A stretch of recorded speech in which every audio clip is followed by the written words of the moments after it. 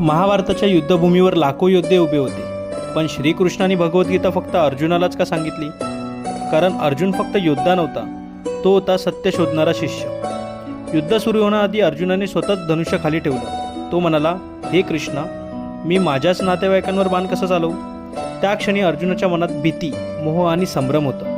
आणि नेमकं तेव्हाच श्रीकृष्णाने दिलं जगाला जीवनाचं सर्वात मोठं ज्ञान, ते म्हणजे भगवद्गीता. कृष्ण म्हणाले, जेव्हा मन कमजोर होतं तेव्हा धर्म आणि कर्तव्य विसरलं जातं. म्हणूनच गीता अर्जुनाला सांगितली गेली. कारण अर्जुन प्रश्न विचारत होता, आणि जो प्रश्न विचारतो तोच खऱ्या अर्थाने ज्ञानासाठी पात्र ठरतो. गीता ही फक्त उपदेश नाही, तर जीवन जगण्याची खरी दिशा आहे.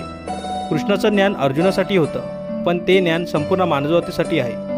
तुमच्या मते गीतेतील सर्वात महान शिकवण कोणती? कमेंट करा. आणि व्हिडिओ आवडल्यास लाईक करा, शेअर करा आणि चॅनलला सबस्क्राईब करा.